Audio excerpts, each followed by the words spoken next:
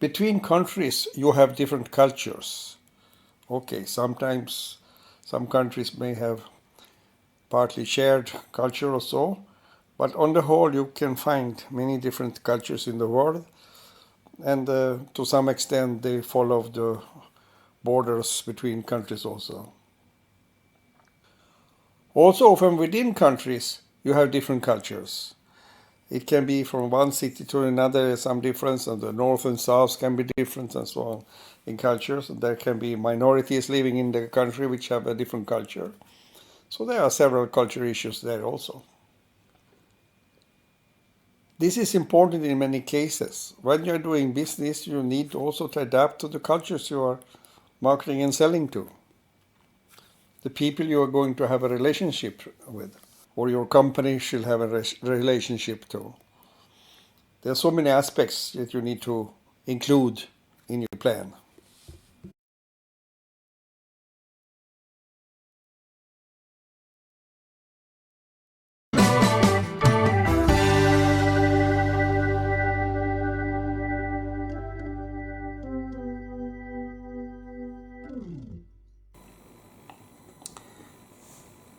Culture are also different things for depending on what you're doing. Different cultures have different ideas which you need to adapt to. It's important to include this in the business idea and when you decide who your customer are. Maybe you are in a local area and you have a shop there and you don't have much of a culture issue, but other cases this can be important and critically important in some cases, especially if you work internationally. There are cultures which are different between countries, but there are also cultures which are different within a country. For instance, I work a lot with India, and they say that India has 5,000 groups of people speaking 400 languages, written with 38 different alphabets, and some people are still out in the jungle living a Stone Age life, up to those who are developing new satellites or rockets going to the moon. So it is a very wide thing. So one country doesn't not necessarily need to be one culture only, it can be many.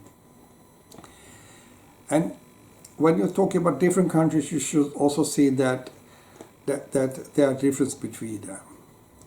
Compare USA with India, or India with Sweden, or Sweden with USA. You have three examples of very different cultures in many ways. You don't sell in the same way, you don't behave in the same way, the customers are thinking differently. What is okay in one culture is not okay in another culture, for instance. What they want in one culture is one thing, what they want in another is something else, because it's very easy to, for instance, find things. Just an example, I know that there are some bakery things that's popular in Sweden, and you can sell them to Germany because they have a similar culture in this, but you can't sell them to England because England doesn't eat that kind of bakeries. And how you behave and what you say are different depending on which culture you meet. You cannot have one behavior and think it works everywhere. For instance, if you have a document to handle over, then you can hand it over by two hands if you are in Far East or the eastern part of Asia, because they don't like you to hand it over with one hand. That's an insult. And this is small details that you first may not even know, and you're breaking the rule. Or if you come to Japan, they say that your team who comes has to have more members than the group you are meeting, otherwise you are psychologically underhand. So understand this, that different cultures need different things, and you need to learn about it and understand it when you make your plan. One culture is more formal and one other is informal. Some are buying on fact-based issues, others on relationship-based issues. And older and younger can have a bit different culture even within one and the same culture, you know. Teenager doesn't think the same as the grandparents. How you sell and market will be different, because people will understand a message in different ways in different cultures. So it's important when you are planning your marketing and sales, and when you identify your customer, who is my customer, you must also include these culture issues. So your business idea must be adapted to these facts. What cultures are you going to deal with? One culture example is also yes and no. Some countries and cultures, you will find that they will easily give you a yes or no answers, and that's it. It's over. You have asked them a question. But for instance, in several countries in Asia, South Asia, and China, Japan, and so, it is quite usual that they avoid using the word no. Okay, you ask them if they want a cup of coffee, they may give you a no. But if they ask, can you do this business together with me or something like that, they may say, oh, we will think of it, but that might mean no. They often comes as hidden no's. And in some cultures, that's because they don't want to tell that there's something they can't do. In other cultures, it's because they don't want to make you unhappy. So these are different reasons why people will use that. So when you deal with some cultures, you need to understand how they what they put in the words. What does a word mean? And yes and no is a very simple example where it's not always clear. What is okay and not, and preferred or not, are also examples of things that can differ between these cultures. Some people want things to be done in a certain way, but others will say no. And I said, how you hand over a document can be different, or a visiting card.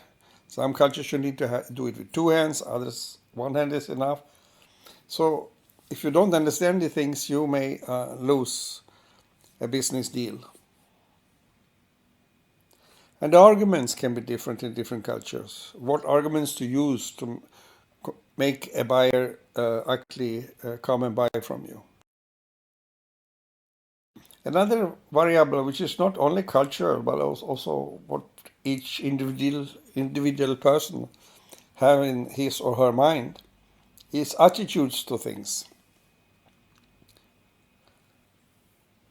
This can be about a long range of different things where they have different attitude, what they like and don't like, what they prefer or don't prefer.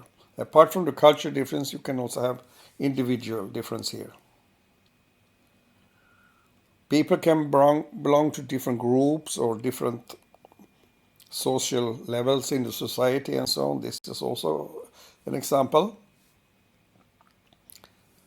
Politics, people can have different political ideas and so on. If your project, your startup company, includes handling different cultures, meeting different cultures, one way or another, then you must include the culture difference regarding several things. You have to look at your products and your services and how they are matching or not matching these different cultures. You have to study your information material, your web pages, how you write your mails, and so on. These need to be adapted so it works. And generally speaking, how marketing and sales is done need to be adapted to each and every place or group of people you are going to deal with. So who is your customer? Is a question that must include cultural variables if that is something that you will meet. And if you work internationally, you may have lots of aspects to include because you have a product that goes for several markets and you cannot use the same material perhaps. You need to adapt it to each. Apart from language, there can be several other issues. And finally, remember this.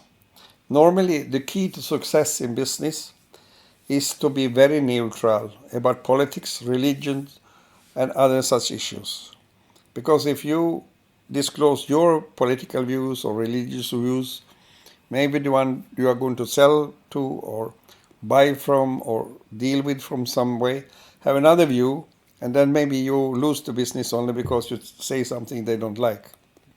So remember this, you can listen to it, you can let them talk, you can be interesting, no problem, but don't give away your point of views unless you are very sure that's okay.